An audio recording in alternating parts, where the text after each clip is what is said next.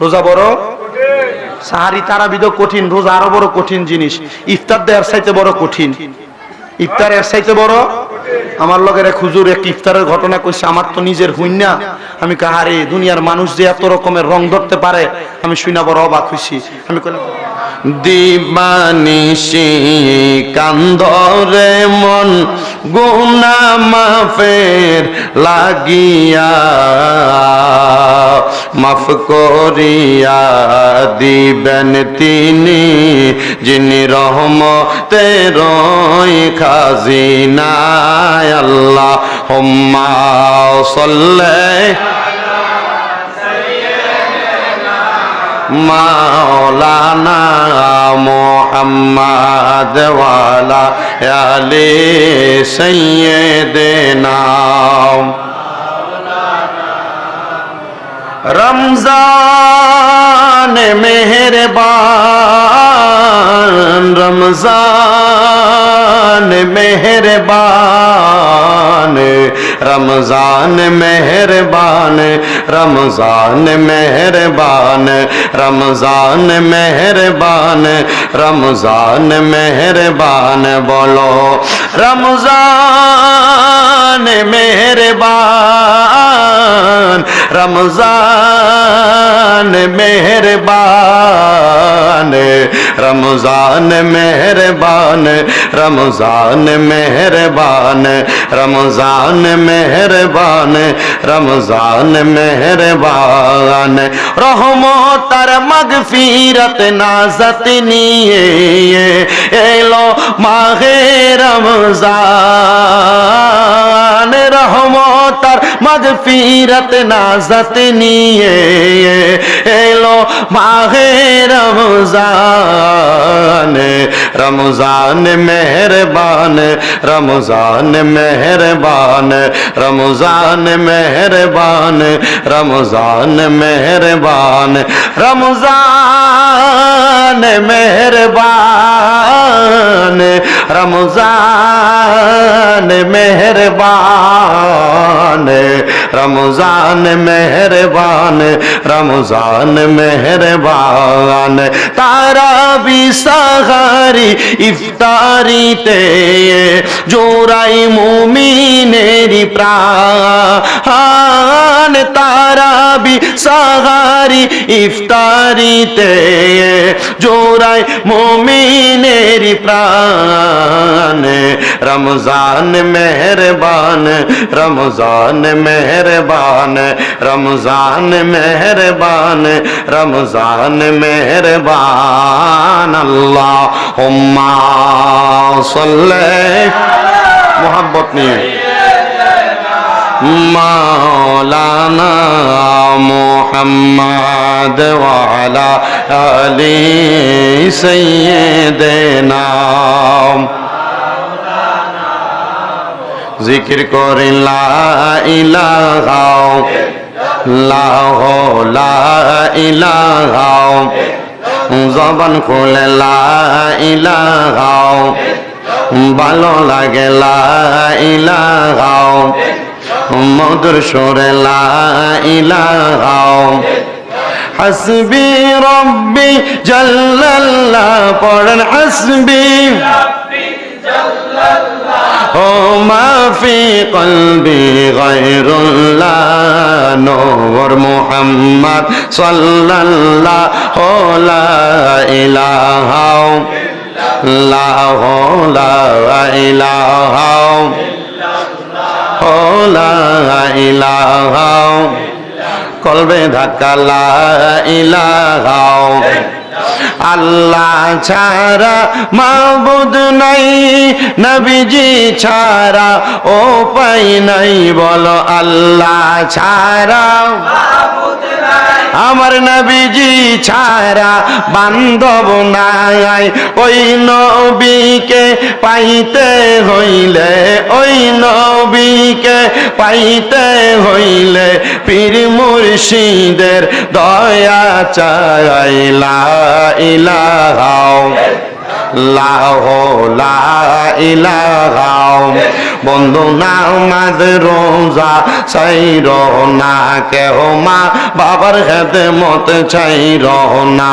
আমার নবীর দুরূদ হইল না, আমার নবীর দুরূদ, আমার নবীজি তোমায় বলবে না। লা ইলাহা লা যিকর লা ইলাহা লা ইলাহা ইল্লাল্লাহ মুহাম্মাদুর রাসূলুল্লাহ সাল্লাল্লাহু আলাইহি ওয়াসাল্লাম। আসুন বাবারা, বন্ধুরা, মাহে রমজান মাসে জীবনের গুনাহ মাফের আশায় আমার আল্লাহ তাআলারে খুশি করার জন্য মুহাব্বতের আওয়াজে চক্ষুটা বন্ধ করে দিয়ে একটু আল্লাহ তাআলারে স্মরণ করে জবান খুলে আমার আল্লাহকে ডাক দিবেন। এমন ভাবে ডাক দিবেন যেন আমার আল্লাহ আপনার আমার জীবনের গুনাহগুলো ক্ষমা করে দেয়। মুহাব্বতের আওয়াজে জবান খুলে জোরে জোরে জিকির করেন, আল্লাহ আল্লাহ আল্লাহ আল্লাহ আল্লাহ আল্লাহ আল্লাহ আল্লাহ আল্লাহ আল্লাহ আল্লাহ। আমার জায়গা হবে নি, আমার মরা লাশের লাইগা মসজিদের পাশে আমার কবর দিও কইরা, আমার জায়গা হবে নি। মাশাআল্লাহ আল্লাহ আল্লাহ। জবান না কইলা আল্লাহ রে, আল্লাহ ডাকলে শরম নাই? জবান খুলে আমার জায়গা হবে নি, আমার মোরা লাশের লাইগা মসজিদের পাশে আমার কবর দিও কইরা, আমার জায়গা হবে নি। মারওয়া আল্লাহ আল্লাহ। জগৎ বাসী রে, আমি যেই দিন যাব মারা দুনিয়া ছাড়িয়া, গায়ের জামা কাপড় সবই নিবা রে খুলিয়া, সাদা মার্কিন কাপড় মাই, সাদা মার্কিন কাপড় মাই দিবা রে পরাইয়া, আমার জায়গা হবে নি। মাশাআল্লাহ আল্লাহ আল্লাহ। জবান খুলে আল্লাহ।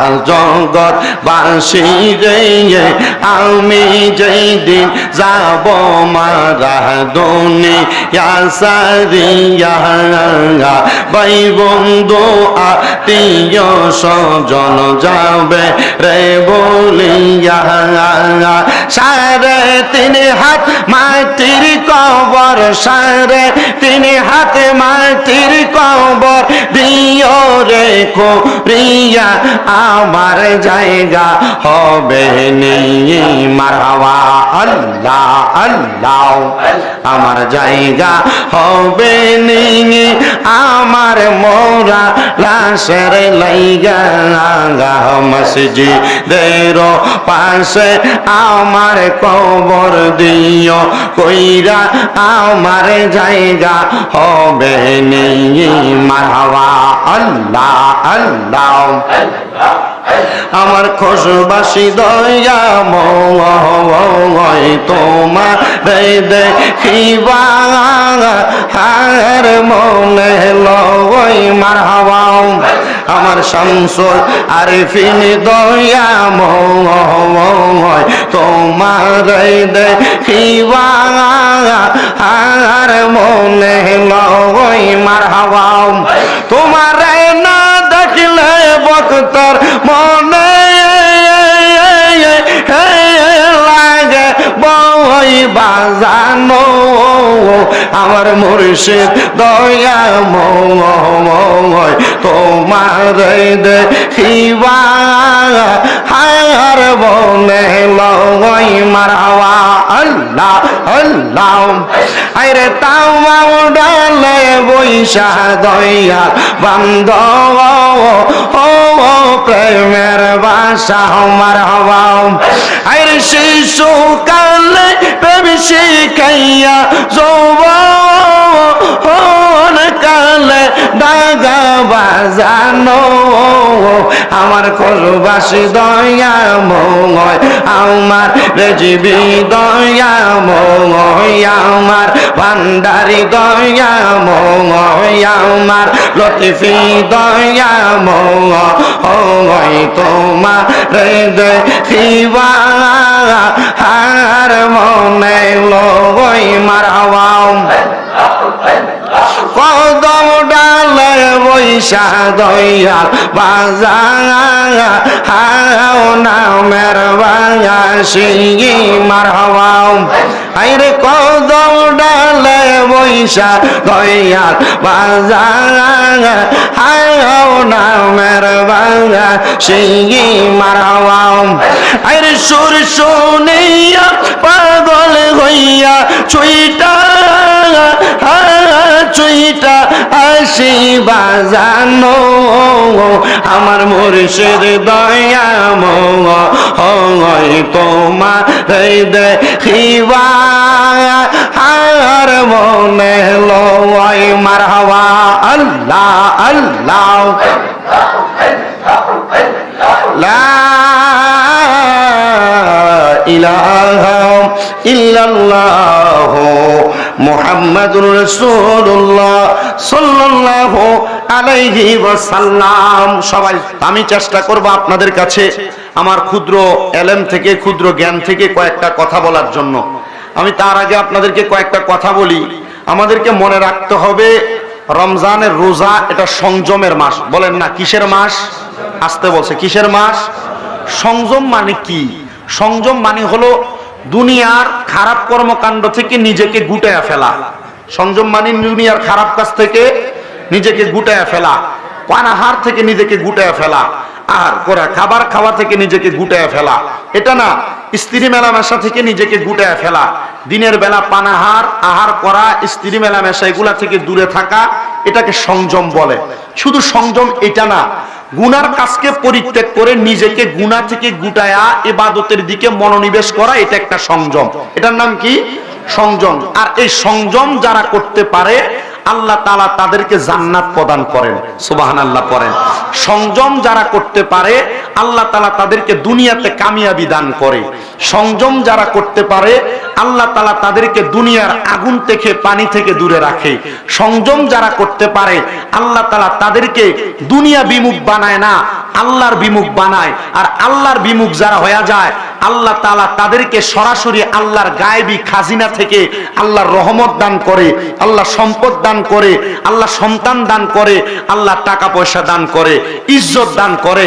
আমি আমার পর্দার অন্তরালে যে মা বোনেরা আছে, আমার এখানে খোশবাস কাদিরিয়া গাউসিয়া দরগা শরীফের যে আশিকিন জাকিরিনরা, বিভিন্ন দরবারের ভক্তবিন্দুরা, আপনারা যারা এসেছেন, আপনাদের উদ্দেশ্যে আমি ছোট্ট একটা আলোচনা টানতেছি। আপনারা একটু মনোযোগ দিয়ে শোনার চেষ্টা করবেন। আল্লাহ আমাকে বলার, আপনাদেরকে শোনার তৌফিক দান করেন। সবাই করেন আমিন। আমার প্রিয় মুসলমানেরা, সাফাবি সাম্রাজ্যের একজন বড় বাদশা, যেই বাদশার অধিক পরিমাণ সম্পদ থাকার কারণে সাফাবি সাম্রাজ্যের বাদশা বলেন, আমার সুন্দরী কন্যাটাকে আমি বিবাহ দেওয়ার জন্য অনেক খোঁজ করলাম, অনেক তালাশ করতে চেষ্টা করলাম, কিন্তু আমি আমার কন্যাটাকে বিবাহ দেওয়ার জন্য হাজার চেষ্টা করার পরে আমি আমার কন্যাটারে বিবাহ দিতে পারি নাই।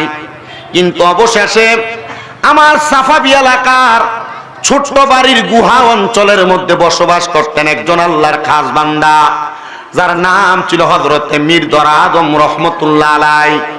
হযরতে মীর দরা আদম ছিলেন ওই ছোট্ট গুহাওয়ালা ছোট বাড়ির একজন প্রশাসনিক অথবা একবারে নরমাল শ্রেণীর একজন আলেমে দ্বীন। মনে রাখবেন মুসলমান, আমাদের সমাজে পারিবারিকভাবে, আমাদের সমাজে সামাজিকভাবে আগে অনেক বাড়ি বাড়ি, প্রত্যেক বাড়ি বাড়ি লজিং মাস্টার রাখা হইতো। হযরতে মীর দরা আদম রহমতুল্লাহ আলাইহি তিনি ওই পাহাড়ি গুহা অঞ্চলের ঘরের মধ্যে এলাকার আলেম ছোট মানুষ হিসেবে লজিং মাস্টার রেখেছেন। আর ওই সাফাবির সম্রাট ডাক দিয়া বলেন, জগতের মানুষ, আমি আমার ওই সুন্দরী রূপবতী কন্যাটাকে ওই সাফাবি এলাকার গুহার ছোট্ট আলেমের কাছে আমি আমার কন্যাটারে বিবাহ দিলাম। এবার ওই ছোট্ট আলেম মির্দরা আদম রহমতুল্লাহ আলাই উনি বলেন, আমি যখন সাফাবি সম্রাটের সুন্দর কন্যাটাকে বিবাহ করলাম, আমার এলাকার সব মানুষ প্রশ্ন করে, ওগো মির্দরা আদম, আপনি যে সাফাবি সম্রাটের সুন্দর কন্যাটাকে বিবাহ করলেন, এমন কোন ক্ষমতার কারণে, এমন কোন পাওয়ারের কারণে, এমন কোন ইজ্জতের কারণে আপনি সম্রাটের সুন্দর রূপসী মেয়েটাকে বিবাহ করতে পারলেন? উনি বলেন, আমার একমাত্র সংযম আত্মমর্যাদা রক্ষা করার কারণে আল্লাহ তাআলা আমার কপালে একজন সম্রাটের কন্যাকে বিবাহ করার ক্ষমতা আমারে দান করেছে।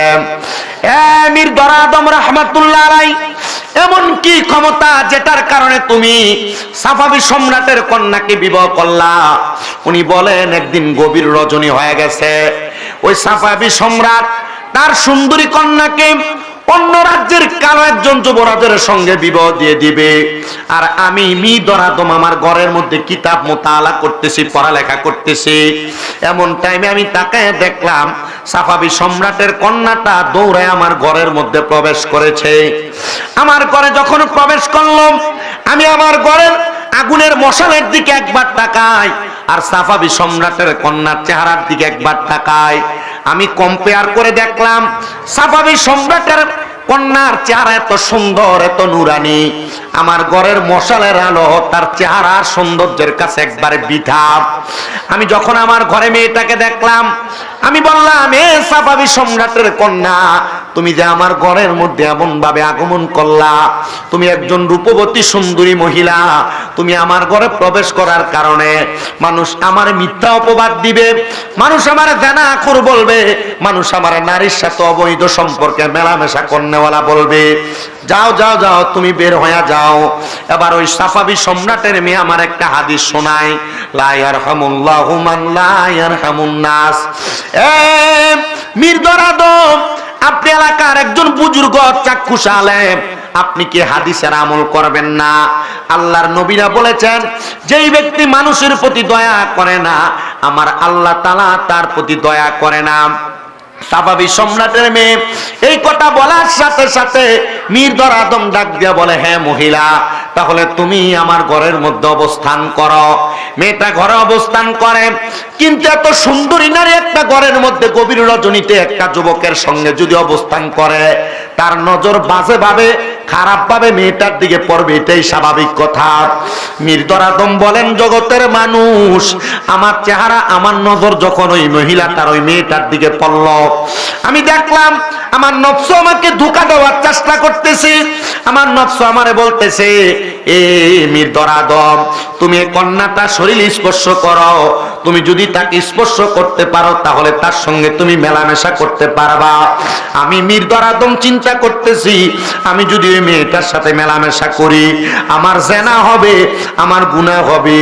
মির্দরা আদম বলে, আমার মন, আমার নফস আমারে বারবার বলে মেয়েটার সঙ্গে আমি অবৈধভাবে মেলামেশা করার জন্য, কিন্তু আমি মেয়েটার সঙ্গে অবৈধ মেলামেশা করি। পালাইত সকল মানুষ, পালাইত সকল মানুষ, বাড়ি ঘরে রইতো না, দুনিয়াতে নাও কান্দায়া, আখেরে কান্দায়ও না। বলেন জাহান্নামের আযাব মাবুদ সইতে পারবো? বলেন জাহান্নামের আযাব মাবুদ সইতে পারবো? দুনিয়াতে নাও কান্দায়া, আখেরে কান্দায়ও না, দুনিয়াতে নাও কান্দায়া, আখেরে কান। হাসরের কঠিন দিনে বিচার মাওলার সামনে, বলো হাসরের কঠিন দিনে বিচারের মাওলার সামনে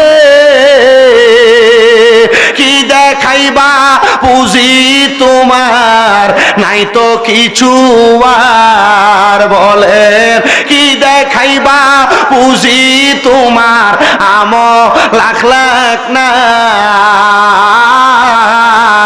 দুনিয়াতে নাও কান্দাইয়া আখেরে কান্দাইও না বলেন জাহান্নামের আযাব সইতে পারবো না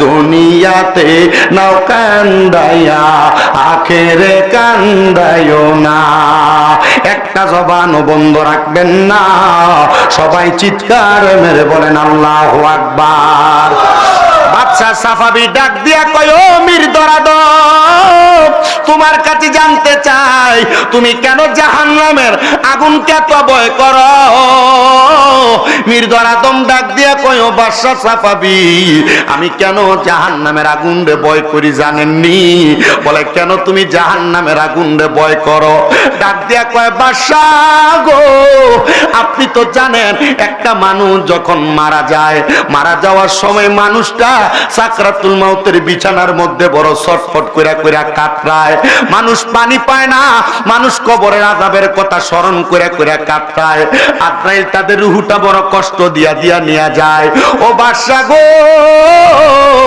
মানুষ যখন এমন ভাবে কাতরায় মানুষ কত কেন এমন ভাবে কাতরায় জানেননি মানুষ চিন্তা করে তার কবরটা কেমন হবে মানুষ চিন্তা করবে তার হাসরটা কেমন হবে মানুষ চিন্তা করে তার ফুলসেরাতটা কেমন হবে বাদশা সাফাবি ডাক দিয়া কয় মীর দরাদম তুমি তাহলে কবরের ব্যাপারে কি চিন্তা করলা মীর দরাদম ডাক দিয়া কয় আমি চিন্তা করেছি কবরে যখন আমি যাব আমি আমার আল্লাহর কাঠগড়ার মধ্যে যখন প্রশ্নের শিকার হয়ে যাব আমার যখন প্রশ্ন করবে মান রাব্বুকা ওয়া মান দীনুকা ওয়া মান নাবিয়ুকা আমি কোনো জবাব দিতে পারবো কিনা এটা নিয়ে আমি সব সময় আফসোস করি আমি আবার চিন্তা করি কবর থেকে আমার যখন হাসরের ময়দানে নিব বাদশা সাফাবি ওই হাসরের ময়দানটা বড় ভয়ঙ্কর জায়গা হাসরের ময়দানে নামাজিরাও যাবে হাসরের ময়দানে রোজাদাররাও যাবে হাসরের ময়দানে বেরোজদার যাবে হাসরের ময়দানে রোজাদার যাবে নামাজি বেনামাজি সবাই হাসরের ময়দানে যাবে আপনি কি জানেন হাসরের ময়দানটা কেমন কঠিন হবে বাদশা সাফাবি ডাক দিয়া কয় হে মীর দরাদম কেমন হবে তুমি একবার আমারে বলো না উনি বলেন হাসরের ময়দানে মা সন্তান ছেলে মেয়ে সবাই উলঙ্গ অবস্থায় কোনো জামা থাকবে না কোনো কাপড় থাকবে না সবাই হাসরের ময়দানে একবার উলঙ্গ অবস্থায় যাবে হাসরের ময়দানটার নিচটা হবে একবারে তামার আগুন দাউ দাউ করে একবার উত্তপ্ত গরম হবে হাসরের ময়দানের মানুষের প্রত্যেকের মাথার 1 বিঘা উপরে সূর্য একটা না দুইটা না 12টা সূর্যের তাপ দিয়ে একটা মানুষকে শাস্তি দেওয়া হবে শুধু তাই না মানুষ যখন পানির জন্য হাহাকার করতে থাকবে হাসরের ময়দানে ওই মানুষগুলার হাঁটু পর্যন্ত ঘাম থাকবে অনেক মানুষের বুক পর্যন্ত থাকবে অনেক মানুষ সাগরের মধ্যে সাঁতার কাটবে এ বাদশা সম্রাট সাফাবি আমি শুধু হাসরের ময়দানের এমন অবস্থার কথা চিন্তা করে করে কান্না করি জানেননি এমন কষ্ট আমি কেমনে সহ্য করব আমি বলতে পারি না দুনিয়ার মানুষ শোনো গো ওই মীর দরাদম ডাক দিয়া কয় জানেননি আমি যখন এই হাসরের ময়দানের কথা চিন্তা করি আমি চিন্তা করি মানুষ যখন উলঙ্গ অবস্থায় যাবে মা সন্তানকে চিনবে না বাবা সন্তানকে চিনবে না সন্তান মা বাপকে চিনবে না হাসরের ময়দানে মানুষগুলা বড় হাহাকার করতে থাকবে আল্লাহ হাসরের ময়দানের পরে মানুষগুলারে কোন জায়গায় নিব আমার আল্লাহ তাআলা হাসরের ময়দান থেকে মানুষগুলাকে ফুলসেরাতের পুল পার হওয়ার জন্য লাগিয়ে দিবে ফুলসেরাতের পুলটা তো কঠিন হবে গো একটা চুলের চাইতে চিকন তরবারির চাইতে দাঁড়ানো হবে মানুষগুলা তার পাটা যখন ফুলসেরাতে রাখবে গুনাহগার হওয়ার কারণে বেআমল বেনসিব হওয়ার কারণে বেরোজগার হওয়ার কারণে ওই বান্দাটা ফুলসেরাতের উপরে পাটা রাখার সাথে সাথে বান্দাটা ফুলসেরাতের মধ্যে ফুলসেরাত থেকে কাইফিয়া হাবিয়া নামক জাহান্নামে পড়ে থাকবে হযরত মীর দরাদম ডাক দিয়ে কয় দুনিয়ার মানুষ শুধু এমন কঠিন অবস্থায় পড়বে না রে মানুষগুলা ওই কঠিন অবস্থার মধ্যে পড়ার সাথে সাথে জাহান্নামের মধ্যে যখন পড়বে আরে একটা মানুষকে আমার আল্লাহ তাআলা কমপক্ষে 3000 বছর জাহান্নামের আগুনে জ্বালাইবো। ও আল্লাহ, ওই জাহান্নামের আগুনে বান্দা কেমন করে থাকবে? বলে থাকবে না রে। ওই বান্দার জাহান্নামের আগুনকে আমার আল্লাহ তাআলা 3টা ভাগে ভাগ করে দিব। প্রথমে জাহান্নামের আগুন দুনিয়ার লাল আগুনের মতো ধাউ ধাউ ধাউ ধাউ করে যখন জ্বলবো, বান্দার গায়ের চামড়া গুলা ছিলে ছিলে মাটির মধ্যে পড়ে যাবে, বান্দার শরীর পুড়ে যাবে রে। বান্দার এমন কঠিন অবস্থা হবে, বান্দা হাউমাউ করে কান্না করবে, কেউ তার বাঁচাইতে আসবে না। ওই বান্দার দেহ যখন পুড়ে যাবে 1000 বছর, ওই বান্দা কি এমন পুরা অবস্থায় থাকবে? কয় না। বলে কেন না? বলে বান্দার দেহটা একবার পুড়া যাওয়ার পরে আমার আল্লাহ তাআলা ফায়াকুন বলে বান্দার দেহটারে আবার জ্বালাইবো, আবার জ্বালায়া ওই বান্দাটার দেহটারে আবার পুড়াইবো, আবার বানাইবো, আবার পুড়াইবো। ও আল্লাহ গো, এত কষ্ট কেন দেওয়া হইব? একবার জ্বালাইলে তো বান্দার কষ্ট শেষ হয়ে যায়। কয় না, বান্দা একবার গুনাহ করো নাই। বান্দা রমজান মাস তোমার আইসা ছায়া দিছে, রমজান মাসে মসজিদে হাইয়াল আসালা বলে তোমার ডাকছে, তুমি বান্দা মসজিদে দাও নাই। রমজানে রোজা গুলা রাখো নাই, দোকানে পর্দার তলে দাঁড়িয়ে দাঁড়িয়ে খাইছ। এ বান্দা ঘরে আড়ালে দরজা লাগা লাগা খাইছ। রমজান মাসে তোমার গুনাহ বন্ধ হয় নাই, মোবাইলের মাধ্যমে অশ্লীল কর্মকাণ্ড গুলা করেছো। এ বান্দা, এবার জাহান্নামের আগুনে তোমার কঠিন যন্ত্রণাদায়ক শাস্তি দেওয়া হবে। ইয়া রাসূলুল্লাহ, নবী গো, এমন কঠিন কষ্ট তো আমরা সহ্য করতে পারবো না। বলে তাইলে তোমরা জান্নাত আর জাহান্নামের পার্থক্য বুঝো। আল্লাহ তো কোরআনে বলে, লা ইয়াস্তাউই আসহাবুন নারি ওয়া আসহাবুল জান্নাহ, যারা জান্নাতি আর যারা জাহান্নামী তারা একরকম নয়। আসহাবুল জান্নাতি হুমুল ফাইজুন, যারা জান্নাতি তারা হলো সফল কাম। আল্লাহ গো, ওই জাহান্নামের আগুনে বান্দারে শুধু জ্বালানো হবে? কয় না না না, ওই জাহান্নামের আগুন 1000 বছর পূর্ণ হওয়ার পর আগুনটারে আমার আল্লাহ তাআলা সাদা দোয়াযুক্ত আগুন বানিয়ে দিব। ওই আগুনের মধ্যে বান্দা আরো 1000 বছর জ্বলব। বান্দার আগুনের রং যখন 2000 বছর শেষ হয়ে যাবে, বান্দার আরো 1000 বছর কালো ধোঁয়াযুক্ত আগুন বানায়া বান্দার আগুনের মধ্যে বান্দারে ধাউ ধাউ করে জ্বালানো হবে। নবীজি গো, আপনার কাছে জানতে চাই, এই কঠিন কষ্টকে আপনার উম্মত সহ্য করতে পারবে?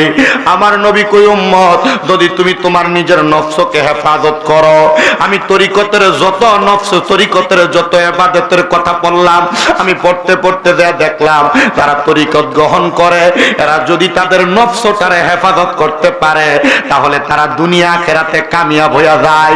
ও তরিকতের পাগলেরা, খুশবাস দরবারের ভক্তরা, আমি সবার কাছে আবদার জানাই, আগে নিজের নফসটারে হেফাজত করো, দেখবা তোমার দিন দুনিয়া সব হাসিল হয়ে যাবে, দেখবা তোমার দিন দুনিয়া সব কামিয়াব হয়ে যাবে। কারণ নফস হেফাজত করতে পারলে গুনাহ করতে মন চাইবে না। ওরে তরিকতের আমল করে কত বাই গেল উপরে গো, আমায় রাইখো শুন জরে মুর্শিদ আমারা মল নাই, বলো আমায় রাইখো শুন জরে মুর্শিদ আমারা মল নাই। খুশবাসী চান হয় না যে বদনাম, মুর্শিদ চান হয় না যে বদনাম, বলো আল্লাহ রাসূল পাইতে আমি বায়াত হইলাম, বলেন আল্লাহ রাসূল পাই বায়াত হইলাম, মুর্শিদ চান হয় না যে বদনাম, শামসুল চান হয় না যে বদনাম। আরে তুমি যেদিন যাবে চলে আমাকে রাইখো সাথেতে গো মুর্শিদ, তুমি যেদিন যাবে চলে আমাকে রাইখো সঙ্গে তে গো আমায় রাইখো শুনো জরে বাজানা মারা মল নাই বলে না আমায় রাইখো শুনো জরে বাজানা মারা মল নাই আরে ফিনচান হয় না যে বদনাম মুর্শিদি চান হয় না যে বদনাম বলেন আল্লাহ রাসূল পাইতে আমি বা এত হইলাম বলেন আল্লাহ রাসূল পাইতে আমি বা এত হইলাম মুর্শিদ চান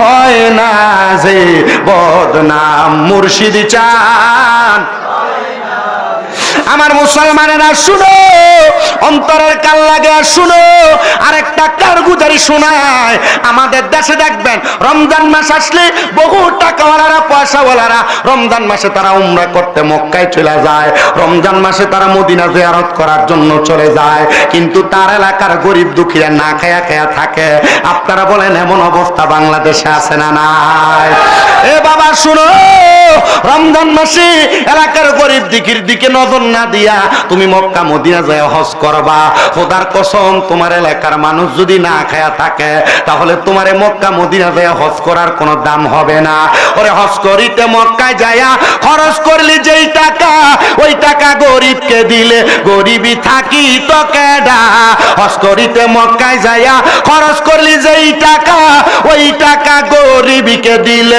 গরিবই থাকি তো কেডা কেউ যায় টাকার গুমানে কেউ যায় দেশে ভ্রমণে কেউ যায় টাকার গরমে কেউ যায় দেশে ভ্রমণে হাইরে ধনীরা যায় ধনের টানে আনিতে সোনা দানা শুধু খাইলে নামাজ হবে না ও মন জানো না গোশ খাইলে নামাজ হবে না জোরে কোন ঠিক কিনা সুদের টাকা ঘুষের টাকা খায় মক্কা মদিনা যায় হজ করবে আবার মক্কা মদিনা টাকা পয়সার মালিক হয়ে যায় হজ করবে এলাকার গরিব দুঃখীরা না খায়া খায়া মরবে খোদা কি কসম করে বলি রে বাবা এদের মক্কা মদিনা যায় হজ করা আর বাড়ির কাছে টাকা পয়সা গুলা পুকুরে ঢাইলে দেওয়া একই রকম কথা কন্যা ঠিক কিনা এ বাবা শুনো ইমাম খামিনি রহমতুল্লাহ আলাইহি উনি ছোট্ট একটা ঘটনা উল্লেখ করেছে ইমাম খামিনি বলে আমার একটা ছাত্র ছিল যার নাম খুজায়মা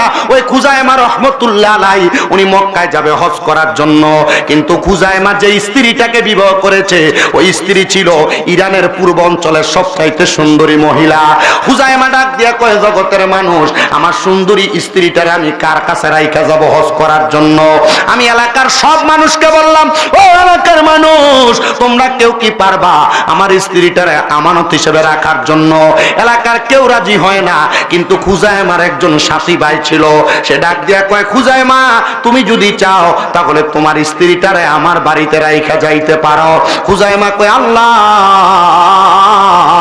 ও আল্লাহ আমি আমার স্ত্রীকে রাইখা যাওয়ার মতো একটা মানুষ পাইলাম ওনার কাছে ওনার স্ত্রীটা রাইখা খুজায়মা চলে গেলেন হজ করার জন্য হজ করে 6 মাস পরে খুজায়মা তার বাড়িতে ফিরে আসছে বাড়িতে আইসা ওনার দোস্তের বাড়িতে যা ডাক দিয়া পায় এ দোস্তর পরিবার তোমরা কই আমার সুন্দরী রূপবতী স্ত্রীকে আমাকে ফেরত দাও বাড়ির 4-5 জন মহিলা এসে ডাক দিয়া কই ও খুজায়মা তোমার স্ত্রীকে তো আমরা অনুমতি ছাড়া দিতে পারবো না বলে আমার স্ত্রী আমি নিয়ে যাব কার অনুমতি লাগবে বলে তোমার দোস্ত যিনি বাড়ির মালিক তার অনুমতি লাগবে বলে আমার দোস্ত কোথায় বলে তোমার দোস্ত তো এখান থেকে চলে গেছেন সামদেশে বলে আমি সামদেশে রওনা করলাম খুজায়মা বলে সামদেশে যাইয়া আমার দোস্তের কাছ থেকে লিখিত একটা অনুমতি নিয়া আমি বাড়ির মহিলাদের কাছে প্রদান করলাম এ মহিলারা নাও খুঁজায় আমার দোস্ত একটা চিঠি দিয়া দিছে এই চিঠিটা দেখে তুমি আমার স্ত্রীকে আমাকে দিয়া দাও এবার দোস্তর কাছ থেকে স্ত্রীটা যখন নিয়ে আসলেন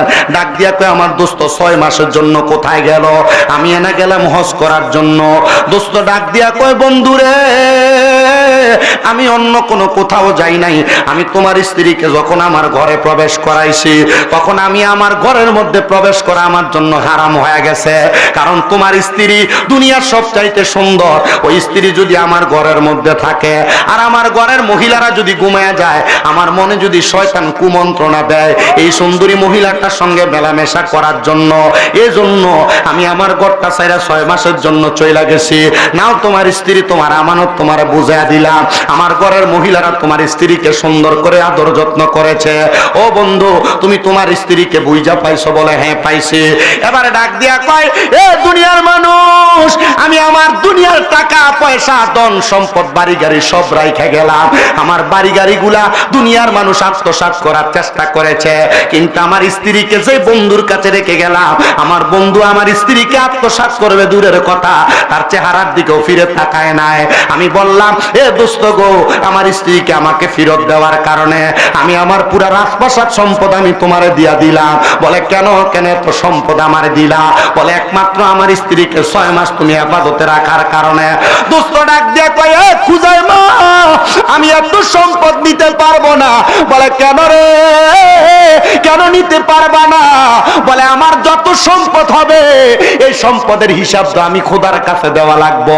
আপনারা কোন খোসবাসের বাবারা, খোসবাস দরগার বাবারা, আপনারা বলেন দুনিয়াতে 2 তলা 3 তলা 4 তলা 5 তলা বিল্ডিং এর মালিক, 1 কানি 2 কানি 3 কানি সম্পদের মালিক, আর অল্প একটু সম্পদের মালিক, আপনারা কোন 2 রকমের মানুষের হিসাব কি এক রকম না 2 রকম? আসতে কইছে কোন না এক রকম না 2 রকম? 2 তলা বিল্ডিং এর মালিকের হিসাব আর বাড়ির টিনের ঘরের মালিকের হিসাব কি এক রকম না 2 রকম? 5 তলার মালিকের হিসাব আর বেড়ার ঘরের মালিকের হিসাব কি এক রকম না 2 রকম? বলে হুজুর কেমনে 2 রকম একটু বোঝা দেন। হুজাইমা ডাক দিয়া কয়, দোস্তরে দুনিয়ার কোন সাধারণ মানুষকে যদি আমি বলতাম, তাহলে সাধারণ মানুষ আমার সম্পদ নিয়ে যাইতো, আমার বাড়ি নিয়ে যাইতো, কিন্তু তুমি কেন আমার সম্পদ আর বাড়ি নিয়ে যাও নাই? ডাক দিয়া কয়, আমি আমার মাওলার কাছে হিসাব দিতে পারবো না, এজন্য না আমি তোমার বাড়ি গাড়ি সম্পদ কোনো কিছু নিয়ে যাই না। ও দোস্ত, তুমি আমার একবার বলো, কেন তুমি আমার হিসাব দেওয়ার কারণে তুমি আমার বাড়ি গাড়ি সম্পদ নিয়ে যাও নাই? তিনি ডাক দিয়া কয়, একটা মাত্র কারণে আমি তোমার সম্পদ বাড়ি গাড়ি নিয়ে যাই নাই, আমার মাওলার কাছে আমি হিসাব দিতে পারবো না। এবার আপনারা বলেন, আমরা যে যত সম্পদের মালিক আছি, আমার মাওলার কাছে হিসাব দেওয়ার দরকার আছে না নাই? এখন হিসাব দিবেন কেমনে? হিসাব আসেনি আপনার কাছে? কথা কয় না আসেনি বাবা? আরে পরের জায়গা পরের জমি, পরের জায়গা পরের জমি, ঘর বানায়া আমি রই, আমি তো সেই ঘরের মালিক নই। বলো আমি তো সেই কি নয়? বলো পরের জায়গা পরের জমি, পরের জায়গা পরের জমি, ঘর বানায়া আমি রই, আমি তো সেই ঘরের মালিক নই রে, আমি তো সেই ঘর খানা যার জমিদারি, আমি পাই না তাগার হুকুম জারি, সেই ঘর খানা যার জমিদারি, আমি পাই না তাগার হুকুম জারি, আমি পাই না জমিদারের দেখা, পাই না জমিদারের দেখা, মনের দুঃখ কারে কই, আমি তো সেই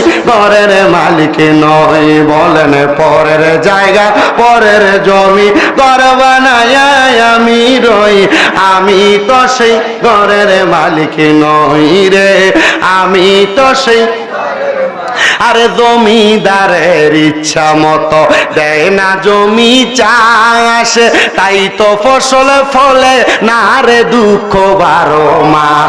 হাইরে জমিদারের ইচ্ছা মতো দেয় না জমি চাষ, তাই তো ফসল ফলে না রে দুঃখ 12 মাস। আমি খাজনা পাতি সবই দিলাম, তবু জমিন আমার হয় যে নিলাম, আমি খাজনা পাতি সবই দিলাম, তবু জমিন আমার হয় যে নিলাম, আমি চলি যে তার মন জুগাইয়া, চলি যে তার মন জুগাইয়া, দাখিলামি লেনা সই, আমি তো সেই ঘরের মালিক নই। বলো আমি মানে মনে হয় যে রোজা শুধু আমি আছি, আপনারা কেউ আপনারাই আছেন, আমি মনে রোজা নেই। একটু জোরে কর না, আমি তো সেই বলেন পরের জায়গা জমি, পরের জায়গা পরের জমি, ঘর বানায় আমি রই, আমি বিশ্বাস করেন। আমি ওই হুজুরের সামনে যখন বসা উজু করে ঘরে ঢুকান, আমি মনে করছি আরে মনে মাইকটা ধরলে 10 মিনিট পরে ফানি তিরাসটা ধরবো, মানে আমার গলা দিয়ে দিয়ে মাহফিলের সিজনে যে আওয়াজ হয় এই আওয়াজ যাইতেছে। জোরে কইতেন না, মার হাওয়া কইতেন না, একটু জবানটা খুলে একটু কল লাগবো তো, কারণ রোজা যেমন আপনারা, রোজা তেমন আমি, তো রোজা রেখে যদি আমি গাইতাম পারি, আপনারও তোমার মধুর করে গাওয়ানোর দরকার আছে একটু জোরে। পরের জায়গা পরের জমি, পরের জায়গা জমি, ঘর বানায় আমি রই, আমি তো সেই নই রে, আমি তো সেই জমিদারের ইচ্ছা মতো দেয় না জমি চাষে, তাই তো ফসল ফলে না রে দুঃখ বারম। আমি খাজনা পাতি সবই দিলাম, তবু জমিন আমার হয় যে নিলাম। আমি খাজনা পাতি সবই, তবু জমিন আমার হয় যে নিলাম। আমি চলি যে তার মন জুগাইয়া, চলি যে তার মন জুগাইয়া, দাখিলাই মিলে না সই, আমি তো সেই ঘরের মালিক নই রে, আমি তো সেই ঘরের। বলেন পরের জায়গা পরের জমি, পরের জায়গা জমি, গর্বা রই, আমি তো সেই। তাহলে বলেন ধন সম্পত্তি, আমি যে জায়গায় থাকি এই জায়গা আমার বাবার, আমার বাবা পাইছে দাদার কাছে, দাদা পাইছে বড় বাবার কাছে, বড় বাবা পাইছে ফৈদ দাদার কাছে, ফৈদ দাদা পাইছে সই দাদার কাছে, এমন ভাবে আর পরে আর জানি না, এমন ভাবে ধারাবাহিক ওয়ারিশের সম্পদ পাইছে। কথা কন্যা ঠিক কিনা? আর কেউ যদি কামাই রুজি করে নিজেরা সম্পদ বাড়ায়, এটা তার বিষয়। খুজায় মা ডাক দিয়া কই, বন্ধু আমার বাড়িটা যদি দুনিয়ার কোনো পাবলিক রে দিতাম, পাবলিক আমার জমি দখল করে নিয়ে যাইতো, তোমারে আমার বাসায় দিতে চাইলাম, তুমি তো আমার বাসায় নেও না, কেন নেও না? ও খুজায় মা তুমি কেন নেও না একটা বার বলো না।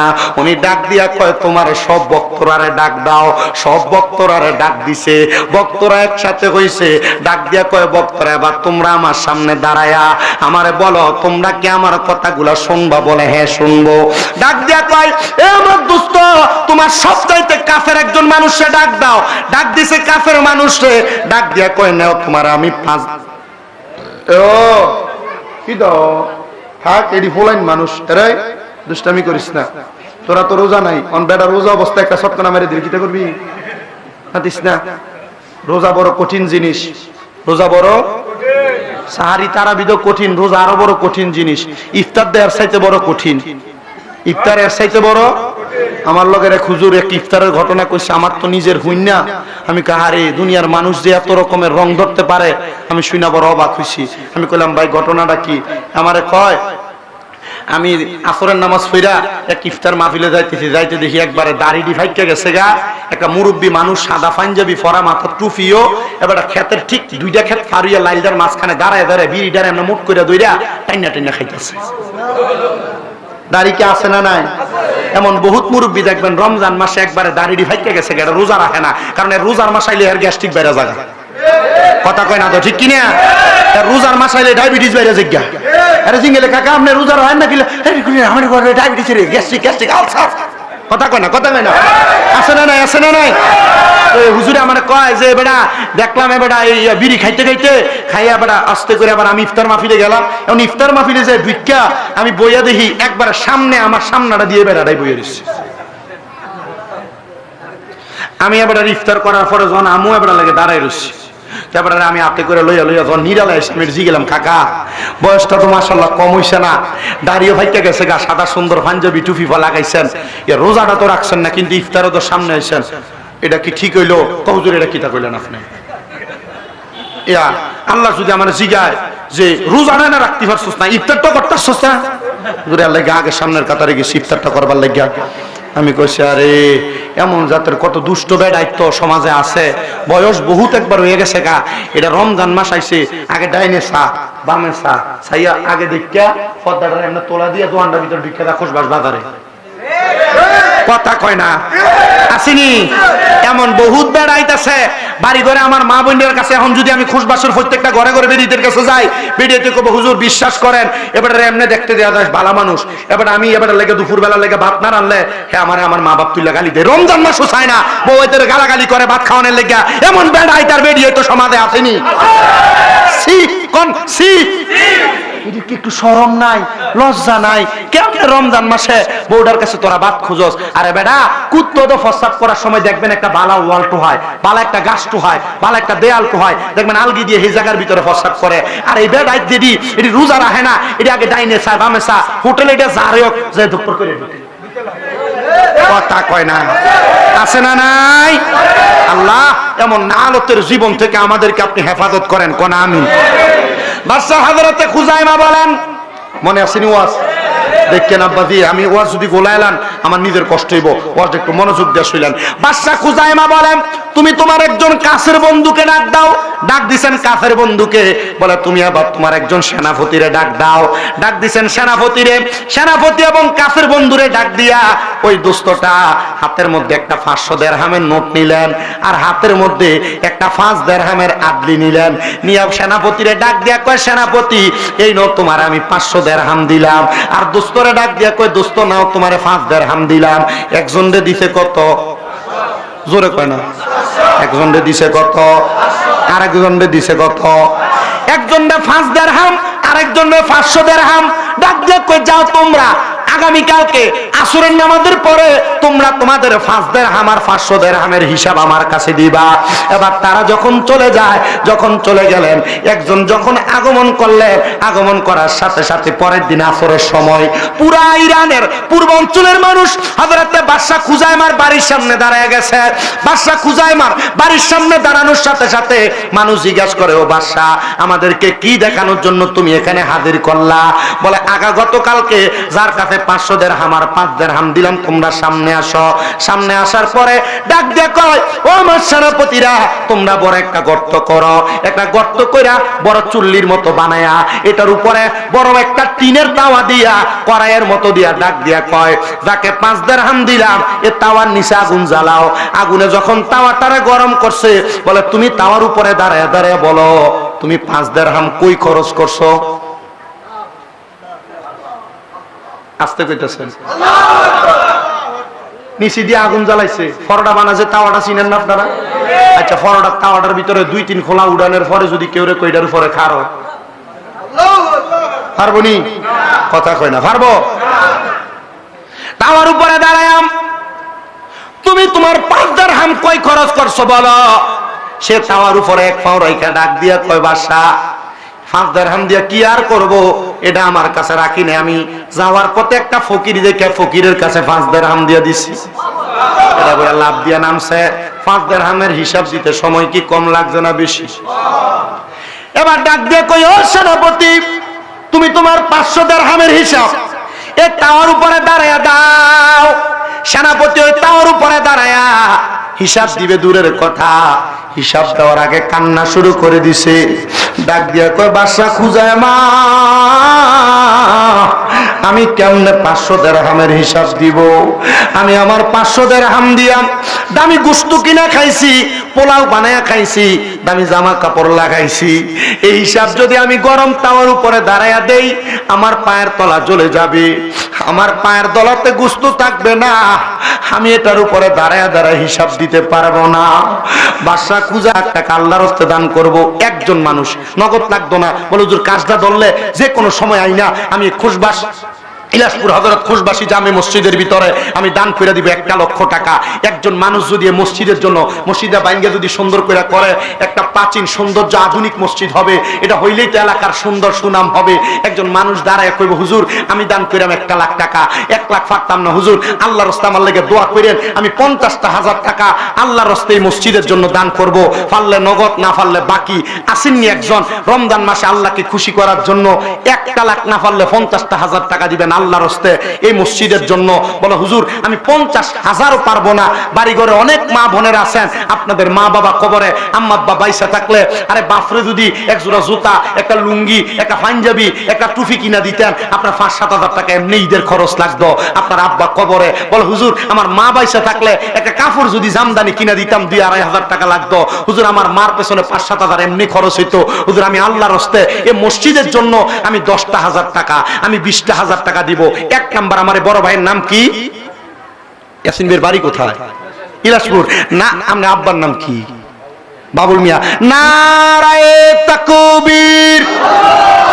না না জোরে দেওয়া লাগবে। নারায়ে রিসালাত। আল্লাহ কবুল করে মঞ্জুর করো। ইলাসপুর নিবাসী জনাব মোহাম্মদ বাবুল মিয়ার সন্তান মোহাম্মদ ইয়াসিন ভাই, আল্লাহ তোমার বান্দা, আল্লাহ দুনিয়ার আশা করে নাই, আখিরাতের আশা কইরা আমার ইয়াসিন ভাই দান করে দেয় 10,000 টাকা। আল্লাহ আমার ইয়াসিন ভাইরে কবুল করো, বংশের কবর আযাব মাফ করো, হায়াতে বরকত দাও, রিজিকে বরকত দাও, ইয়াসিন ভাইয়ের মনের নেক নেক আশাগুলো পূরণ করো। আল্লাহ আমার ইয়াসিন ভাই যে আশা করে দান করে, দানের হাদিয়া সোনার মক্কা মদিনা পৌঁছাও, জোরে কোন আমিন। এরপরে কে দিবে? 2 নাম্বার 10,000 টাকা আল্লাহর হস্তে মসজিদের জন্য। পারলে এখন দিবেন, না পারলে 2 মাস 3 মাস 5 মাস পরে মসজিদের কামটা যখন ধরবে তখন পৌঁছায়া দিবেন। আছেন নাকি 10,000 টাকা দেওয়ার মতো 2 নাম্বারে? বলে হুজুর আমার মা নাই, আমার আব্বা নাই, আমি 10,000 টাকা আল্লাহর হস্তে দান করতাম। 2 নাম্বার আছেন নি কেউ দেওয়ার মতো? 10,000 টাকা দিবেন। 2 নাম্বারে আল্লাহর হস্তে আমার ইয়াসিন ভাইয়ের মতো আসেননি কোনো ধন্য মায়ের ধন্য সন্তান, ধন্য বাবার ধন্য সন্তান? কইও বান্ডারি মুরিদ মারহাবা। ওই মাঝ বান্ডার উঠেছে তাওহীদের নিশানা, আরে মাঝ বান্ডার উঠেছে তাওহীদের নিশানা, আরে ঘুমায়ও না মায়ার ঘুমে আখের জামানা, আখেরি জামানা। ওরে কলব জিন্দা হয়ে যাবে, মাবুদেরই দিদার পাবে। বলো কলব জিন্দা হয়ে যাবে, মাবুদেরই দিদার পাবে। আরে নিজের রূপ দেখিয়া নিজে হবি দিবানা, নিজের রূপ দেখিয়া নিজে হবি দিবানা, ঘুমায়ও না মায়ার ঘুমে আখের জামানা। আরে মাঝ বান্ডারে উঠেছে তাওহীদের নিশানা, আরে মাঝ বান্ডারে উঠেছে তাওহীদের নিশানা, আরে ঘুমায়ও না মায়ার ঘুমে আখের জামানা, আখেরি জামানা। নাম কি? মোহাম্মদ তানজির হোসেন মাইজভান্ডারী। আপনার নাম কি? দাও আজিজুল ইসলাম সাহেবের ছেলে মোহাম্মদ তানজির আলম মাইজভান্ডারী। আল্লাহ আমার ভাই দান করে দেয় 10,000 টাকা। আল্লাহ আমার তানজির ভাইয়ের মনে আশা পূরণ করো, আব্বারে সেবা দান করো, মনে আশা পূরণ করো, বংশের কবর আযাব মাফ করো। আল্লাহ তোমার বান্দা যে আশা করে মসজিদের জন্য 10,000 টাকা করে জমা, আল্লাহ তুমি করে বান্দার বংশের কবর আযাব ক্ষমা করে কোন আমিন। এরপরে কে দান করবে? আরেকজন। আরে আমি 10,000 তুলি বেটা নাম সারা। আল্লাহ তোমার আরেক বান্দা গোপনে গোপনে করে 10,000 টাকা জমা, আল্লাহ তুমি করো তার বংশের কবর আযাব ক্ষমা। আল্লাহ তোমার বান্দা যে আশা করে 10,000 টাকা দান করছে, তার হাদিয়া সোনার মক্কা মদিনা পৌঁছাও, বংশের কবর আযাব মাফ করে দাও, হায়াতের রিজিকের মধ্যে বরকত দান করো কোন আমিন।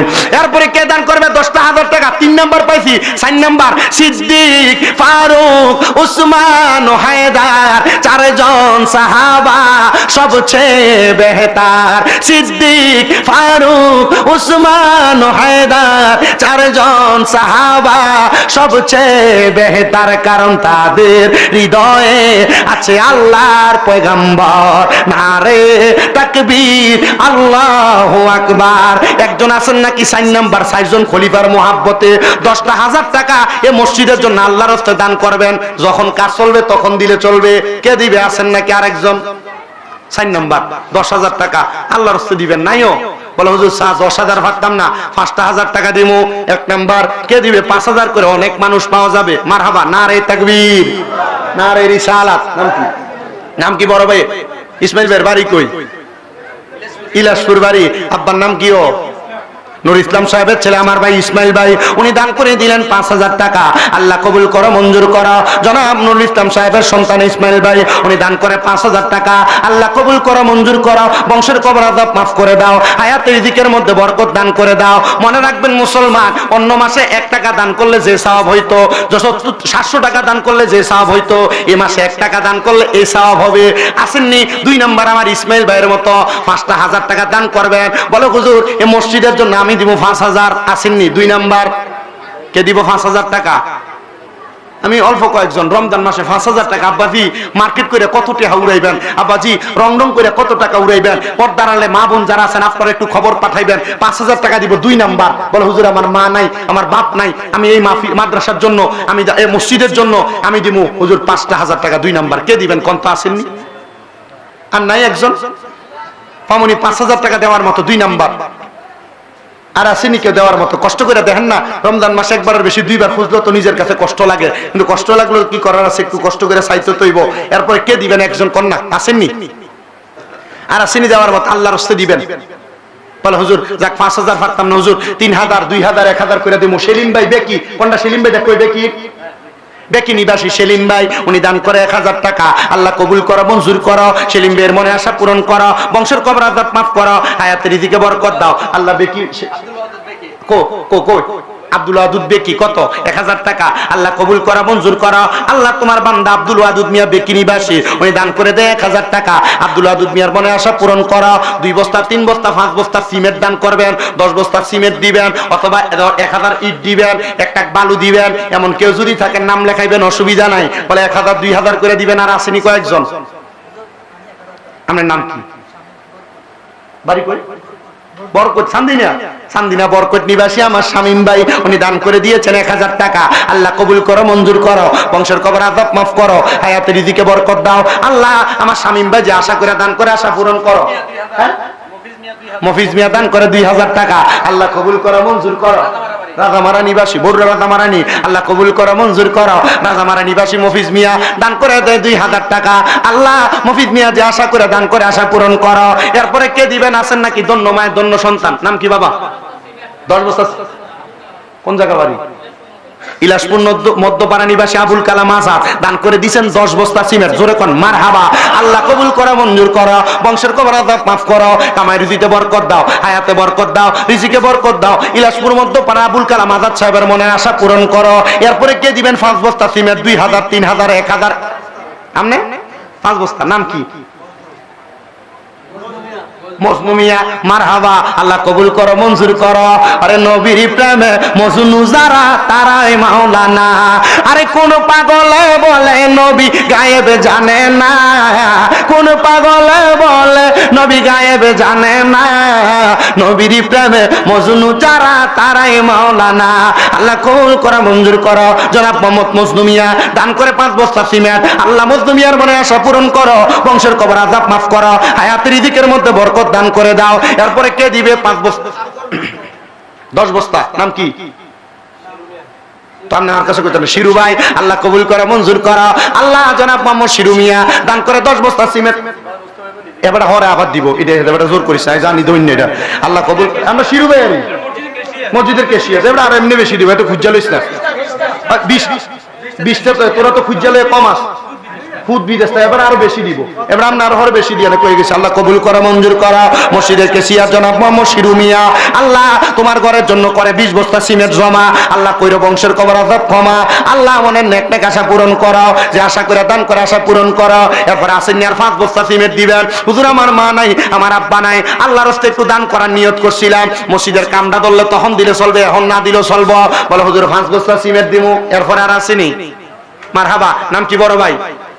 কাউসার ভাই। কাউসারেরও মালিক নবী, কাউসার ফিলাইবা ওরে পাপি তাপি উদ্ধারিত গো ও নবী সেজদাতে পড়িবা গো নবী নবী তুমি নবী উলাম্বিয়া আল্লাহ কবুল করো মঞ্জুর করো আমার কাউসার ভাই উনি দান করে 5 বস্তা সিমেন্ট আল্লাহ কাউসার ভাইরে তুমি কবুল করো বংশের কবর আযাব মাফ করো হায়াতের রিজিকের মধ্যে বরকত দান করো এরপরে কে দিবে আমার কাউসার ভাইয়ের মতো আছেন নাকি 5টা বস্তা সিমেন্ট দিবে হুজুর আমি 5 বস্তা পারতাম না 2 বস্তা সিমেন্ট দান করতাম 2 বস্তা করে কয়েকজন মানুষ লমো সবাই আমার সাথে বলেন লা ইলাহা ইল্লাল্লাহ মুহাম্মাদুর রাসূলুল্লাহ সাল্লাল্লাহু আলাইহি ওয়াসাল্লাম লা ইলাহা ইল্লাল্লাহ মুহাম্মাদুর রাসূলুল্লাহর প্রেম ভালোবাসা মোহাব্বত কার কার আছে একটু হাত তুলে দেখান সবাই আছে সবাই আছে মারহাবা কোন আস্তে কইছে এনে যে এতলা মানুষ মসজিদে পুরা এটা বোঝা জানা জোরে কোন মারহাবা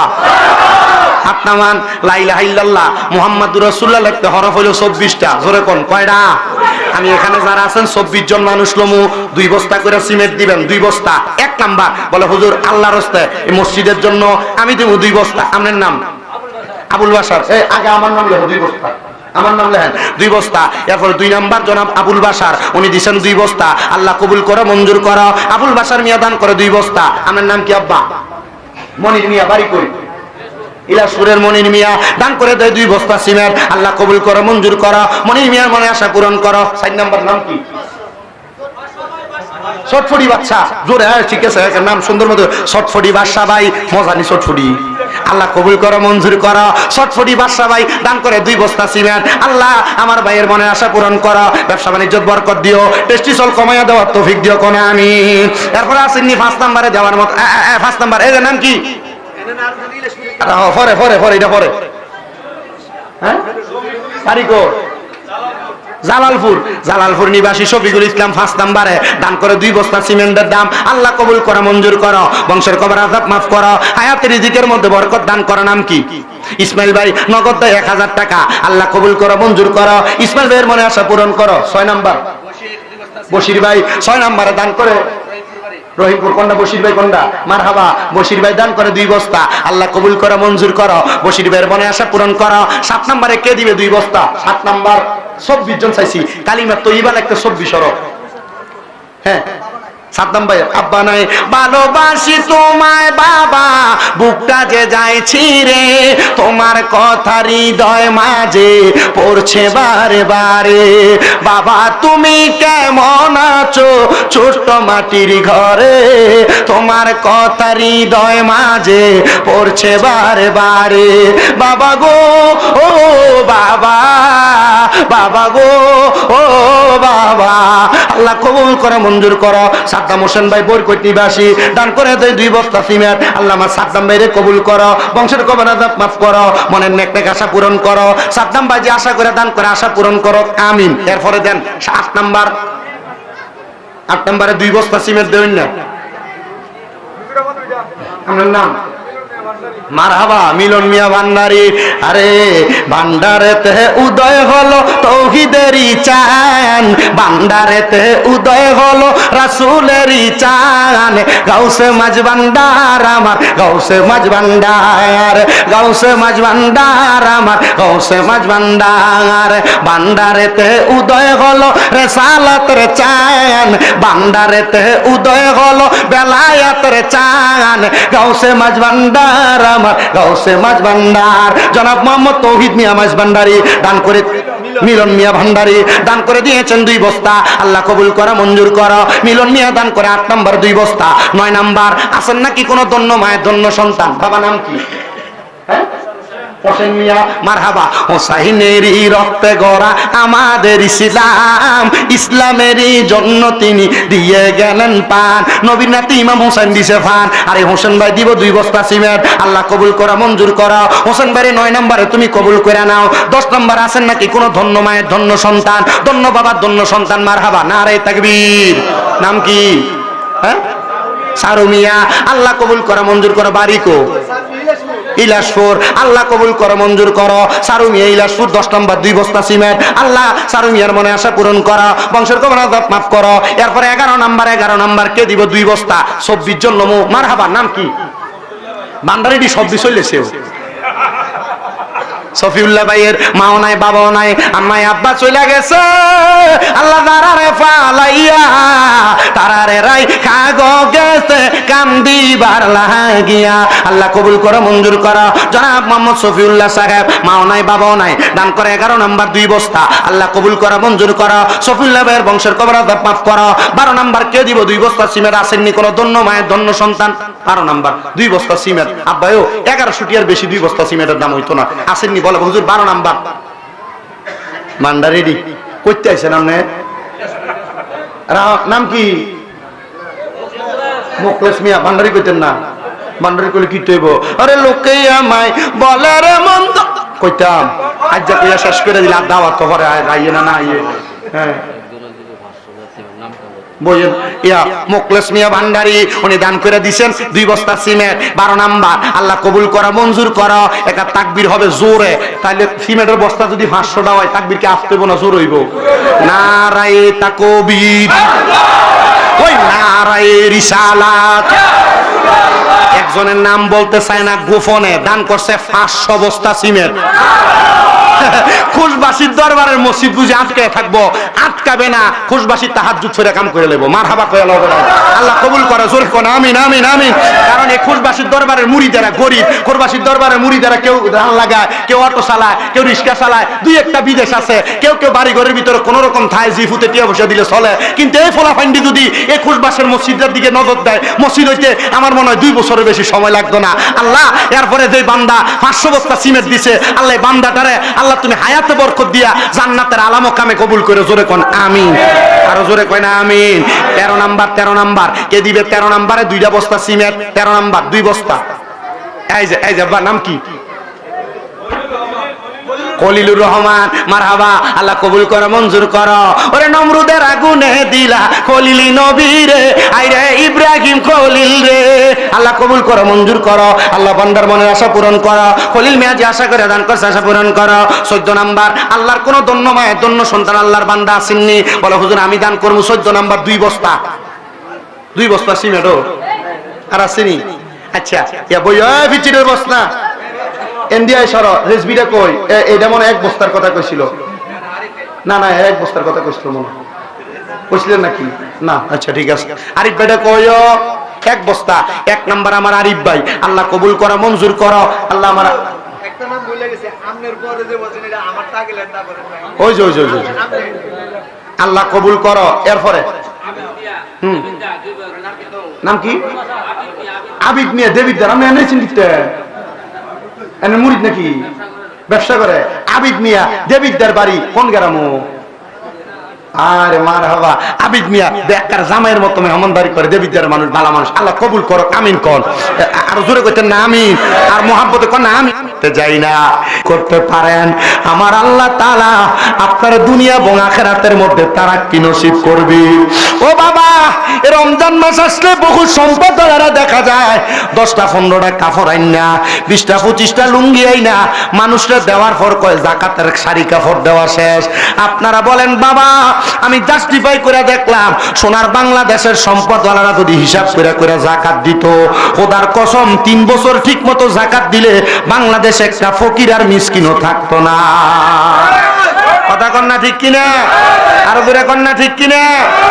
এ বাবা, আমি আপনাদের সবার কাছে আবদার জানাই, শুধু এইটা না, বাংলাদেশে এমন অনেক ঘটনা আছে যারা মাত্র 50টা কাপড় আর 50টা লুঙ্গি না মান ছেড়ে দেয়, যাকাত দেওয়া শেষ। কথা কয় আছে না এমন? যাকাত দেওয়া শেষ। আচ্ছা শাড়ি আর কাপড় দিয়া যাকাত যে দেয়, আমি হিসাব মিলিয়ে দেখলাম যে বহুত মানুষ কাপড় কিনে না একবার ফিরে দোয়া দিলে কাপড়ের মেয়াদ শেষ। যে লুঙ্গি দেয় এ লুঙ্গি একবার দোয়া দিলে লুঙ্গির মেয়াদ শেষ। কথা কয় না ঠিক কিনা? এ বাবা, যাকাত এমনে দেয় না। মনে রাখতে হবে সম্পদওয়ালারা, টাকাওয়ালারা প্রতি সম্পদকে হিসাব মিলায়া মাত্র 7.5 ভরি স্বর্ণ 52 তোলার উপর মাপে যত টাকা হবে প্রত্যেক 1 লাখ টাকায় 2,500 টাকা করে যাকাত দেওয়া লাগবে। যদি আপনার কোটি কোটি টাকা থাকে, প্রতি 1 লাখ টাকায় 2,500 করে যাকাত দিলে খবর নিয়ে দেখা যায় বহু মানুষের উপরে 5-7 লাখ 10 লাখ 15 লাখ টাকা যাকাত আসে, কিন্তু যাকাত দেয় না। বলে হুজুর যাকাত কেন দিব? যাকাত দেওয়ার কয়েকটা কারণ আমি আপনাদেরকে বলে দেই। 1 নাম্বার, যাকাত দিবেন আপনার সম্পদকে পবিত্র করার জন্য। সুবহানাল্লাহ। আমরা ওযু করলে গোসল করলে আমাদের গাও যেমন পবিত্র হয়, আমরা যাকাত দিলে তেমন ভাবে আমাদের সম্পদ পবিত্র হবে। আমরা সম্পদের যাকাত দিব, যাকাত দিব, যাকাত দিব। বলে হুজুর কেমন করে? আরে বাবা, শুধু সম্পদ পবিত্র হয় না, আল্লাহর নবী কয় যাকাত দেওয়ার কারণে আল্লাহ তাআলা সম্পদকে নিরাপদ রাখে। জোরে কোন সুবহানাল্লাহ। শাম দেশ থেকে ইরাকের উদ্দেশ্যে ব্যবসা করার জন্য যাইতেছিলেন আল্লাহ পাকের বন্ধু হযরতে মুসাবিয়া রাহমাতুল্লাহ আলাইহি। হযরতে মুসাবিয়া বলে, আমি যখন শাম দেশ থেকে ইরাকের উদ্দেশ্যে রওনা করলাম, রওনা করার সময় আমরা 7 জনের কাছে 7টা গাটুরি মাল ছিল। আমরা মালগুলা নামায়া 7 জন নামাজ পড়ার জন্য দাঁড়ায় গেলাম। যখন আমরা নামাজে দাঁড়াইলাম, ডাকাতের দলেরা আমাদের মালগুলা চুরি করে নিয়ে যাবে। এমন টাইমে 6 জন নামাজ ছাইরা দিয়া ওনাদের কাছ থেকে দৌড়ে যখন গেছে, একজন দাঁড়ায় দাঁড়ায় আল্লাহর ইবাদত নামাজ পড়তেছে। 6 জন যায় দেখতেছে ডাকাত মাল নিতে না পাইরা মালের উপরে তারা আগুন লাগিয়ে দিছে। কি করছে? তারা ব্যবসা করে যাইতেছিল, 7 গাঁটটি মাল ছিল, মালগুলা রাইখারা নামাজে দাঁড়াইছে। ডাকাত হামলা করছে, 6 জন নামাজ ছেড়ে দিছে, একজন নামাজ পড়তেছে। 6 জন দৌড়ে যাইতে যাইতে দেখে ডাকাত মাল নিতে পারবে না দেখে এদের মালের ভিতরে কি করছে? আগুন লাগাই দিছে। আগুন লাগিয়ে দেওয়ার পরে দৌড়ে দেয়া এদের আগুন নিভাইতে পারে না, এদের মাল পুড়ে গেছে। কিন্তু একজনের মাল ঠিক আছে। এটা একজনকে যে নামাজ পড়ে তার, এ দৌড়ে যখন পড়ে গেছে জিজ্ঞাসা করে, এই 6 জন তোমরা পাগল পারা হয়ে আসলা, কিন্তু তোমরা তোমাদের মালগুলা হেফাজত করতে পারলা না, আমার মাল তো ঠিকই হেফাজতে আছে, কারণ কি বলো তো? এরা ডাক দিয়ে কয়, আমাদের কারণ তো আমরা জানি না, তুমি বলো তোমার কারণ কি? এ ডাক দিয়ে কয়, আমার যে মাল ফুরে নাই, আমি আমার সবগুলা মালের যাকাত দিছি। সুবহানাল্লাহ কন না? তো 6-7 জন এক লগে থাকলে একটা তেতনা শয়তান থাকে না? এ ডাক দিয়ে কয়, এই তুমি যে তোমার মালের ঘোড়া দিছিলে একটা কাপড় দিয়ে, কাপড় তো ফইরা গেছে, তো তুমি কি এটা যাকাত দাও নাই? এটার প্রমাণ বাড়িতে গেলে পামু। বাড়িতে গেছে, স্ত্রীরে ডাক দিছে, বগো আমি যে আমার বাড়ি ব্যবসায় যাওয়ার সময় আমার একটা কাপড় দিছিলা, এই কাপড়টা তো পুড়ে গেছে, আচ্ছা তুমি কত এই কাপড়ের যাকাত কি আমরা দেই নাই? ডাক দিয়ে কয়, না গো স্বামী, এই কাপড়টা অন্য জনের কাছে ধার দেওয়া ছিল, আপনি ব্যবসায় যাওয়ার আগে উনি এই কাপড়টা দিছে, আমি এটা আপনার দিছি, তার মানে আমরা এটা যাকাত দিতে পারি নাই। তার মানে বোঝা যায় আপনি যদি কারোর কাছে কোনো টাকা পাওনাও থাকেন, ওই পাওনা টাকা পাওয়ার সম্ভাবনা থাকলে ওই টাকারও যাকাত দেওয়া, আসতে দি কর, যাকাত দেওয়া। এ বাবা, এই যাকাত যদি আপনি না দেন, সম্পদকে যদি আপনি পবিত্র না করেন, আপনার মা কবরে, বাবা কবরে এ যাকাতের টাকা আদায় করা না করার কারণে আপনার মা বাবা কবরের আযাবের শিকার হয়ে যাবে। এ বন্ধু, আল্লাহ নবীর একজন সাহাবীর কথা আপনাদেরকে বলে আমি আমার ওয়াজ শেষ করব, আসরের ওয়াক্ত হয়ে গেছে। নবী সাহাবী হযরত সাদ ইবনে উবাদা রাদিয়াল্লাহু তাআলা আনহু, তিনি বলেন, আমি যুদ্ধ করে মদিনাতুল মুনাওয়ারাতে আসছি, আইসা খবর পাইলাম আমার মা মারা গেছে। আমি আমার মায়ের জানাজার নামাজও পড়তে পারি নাই। আমি আমার নবীজির কাছে যায় ডাক দিয়ে কইলাম, নবী গো, আপনার কাছে আমি জানতে চাই, আমার মা তো মারা গেছে, আমি আমার মার জানাজার নামাজও পড়তে পারি নাই। নবীজি, আমার মা আমার অনেক সম্পদ দিয়া গেছে, অনেক জায়গা জমি দিয়া গেছে, নবী গো, আমি কি আমার মায়ের জানাজা যেহেতু পড়তে পারি নাই, আমার মায়ের জন্য কোনো কিছু করতে পারবো কিনা? আমার নবী ডাক দিয়া কয়, সাদ ইবনে উবাদা, তুমি তোমার মায়ের জন্য আল্লাহর রাস্তে সদকা করো। সাদ ইবনে উবাদা ডাক দিয়া কয়, ইয়া রাসূলুল্লাহ, আপনি সাক্ষী থাকেন গো নবী, আমার একটা খেজুরের বাগান আছে, ওই খেজুরের বাগানটা আমি আমার মায়ের জন্য আল্লাহর রাস্তে সদকা করে দিলাম। ধরে কোন সুবহানাল্লাহ। আমার নবী ডাক দিয়ে কই, ও সাদ ইবনে উবাদা, তুমিও সাক্ষী থাকো, তুমিও সাক্ষী থাকো, তুমিও সাক্ষী থাকো, ওই খেজুরের বাগান থেকে কোনো মানুষ যদি খেজুর আহার করে, আমার আল্লাহ তাআলা তোমার মার জান্নাতের নিয়ামত দান করব। পরের দিন সকালবেলা সাদ ইবনে উবাদা কান্না করতে করতে আমার নবীর দরবারে আইসা ডাক দিয়া কই, নবী গো, ইয়া রাসূলুল্লাহ, ইয়া হাবিবাল্লাহ, নবী গো, আপনার কাছে আমার একটা আবদার। আমি স্বপ্ন দেখছি আমার মা জান্নাতের বাগানের মধ্যে বৈশা বৈশা দামি দামি খানা খাইতেছে। নবী আমার ডাক দিয়া কয়, সাদ ইবনে উবাদা, গতকালকে মাগরিবের সময় তোমার খেজুরের বাগান থাইকা ছোট ছোট 2টা ক্ষুধার্ত পাখি পাকা খেজুর আহার করেছে, এই জন্য আমার আল্লাহ তাআলা তোমার মারে মাফ করে দিছে। এ আমার আজকের জান্নাতের বাগানে আগন্তুক খুশবাস কাদিরিয়া গাউসিয়া দরগা শরীফের বাবারা, আমি জানি না আজকের মাহফিলে কোন সন্তান জানি বসছেন, আপনাদের মা কবরে, বাবা কবরে, আপনাদের মা বাবা আপনারে লাখ লাখ টাকার টাকা পয়সা ধন সম্পদ দিয়া গেছে, সন্তানের দল রমজান মাস চলে যায়, আগে সাহারির সময় মা আপনারে ডাক দিয়া দিয়া তুলতো, এখন আপনার মা কবরের বাসিন্দা। সন্তান রে, তোমার মা যদি বাইচা থাকতো, তোমার মা তোমার ডাইকা ডাইকা ঘুম থেকে তুলতো, এখন তোমার মা কবরে। সন্তান, আগে ইফতারের সময় তোমার মা দামি দামি খানা বানাইতো, সুন্দর খানা বানাইতো। সন্তান, এখন তোমার সামনে কত সুন্দর রং বেরঙের ইফতার থাকে, কিন্তু তুমি তোমার মার একটু ইফতার খাওয়াইতে পারো না, বাবার একটু ইফতার খাওয়াইতে পারো না। বাবা কবরের বাসিন্দা। আমি জানি না এখানে কোন সন্তানেরা বসে আছে, সামনে ঈদুল ফিতর আসতেছে। ঈদুল ফিতরে সন্তানেরা তোমরা অনেক মানুষের জন্য জামা কাপড় কিনবা, কিন্তু তোমার মা কবরে, বাবা কবরে। মা বাপ যদি বাইসা থাকতো, মারে তো একটা কাপড় হইলো তুমি কিনা দিতা, বাবার একটা লুঙ্গি পাঞ্জাবি কিনা দিতা। ওই মা কবরে, বাবা কবরে, এদেরকে যেহেতু তুমি কিনা দিতে পারবা না, সন্তান তোমার কি একটু মায়া লাগে না? তোমার মা কবরে, তোমার আব্বাজান কবরে। আল্লাহ তাআলা রমজান মাসে যেমন ভাবে তোমার মা বাপরে মাফ করেছে, আল্লাহ যেন তোমার মা বাপরে বাকি 11 মাসে এমন ভাবে মাফ করে দেয়। আজকের জান্নাতের বাগানে বৈশা বৈশা তোমাদের জন্য দোয়া করা হবে। আল্লাহ, আপনি তাকায় দেখেন, এখানে অনেক এতিম সন্তানেরা বসেছে, যার রমজান মাস তাদের মা হারায়া বাবা হারায়া বসে আছে। আল্লাহ, এখানে অনেক মা বাবারা বসেছে, যাদের মা, যাদের সন্তানেরা কবরে আছে। আল্লাহ, তাদের সন্তানদেরকেও তুমি মাফ করে দিও। আমি অল্প কয়েকজন মানুষ চাইবো, যারা এই জান্নাতের বাগানে ইফতার মাহফিলে আইসা আপনারা একজন বলবেন, হুজুর ঈদের পরে ইলাসপুর হযরতে খুশবাসী জামে মসজিদের নতুন নির্মাণ হবে, এটা ভাঙ্গা সুন্দর করে বিল্ডিং এর মতো করা হবে। একজন মানুষ এক নম্বরে শুধু বলবেন, হুজুর আমার তো সম্পদ আছে, জায়গা আছে, বাড়ি আছে, গাড়ি আছে, সব আছে, হুজুর আমি আমার যে কোনো সম্পদের একটা অংশ থেকে 1 লাখ টাকা আল্লাহর রাস্তে মসজিদের কাজের জন্য আমি দান করব। এমন কোন দনওয়ালা, এমন কোন সম্পদওয়ালা যদি থাকেন, আপনাদের জন্য খাস করে দোয়া করা হবে।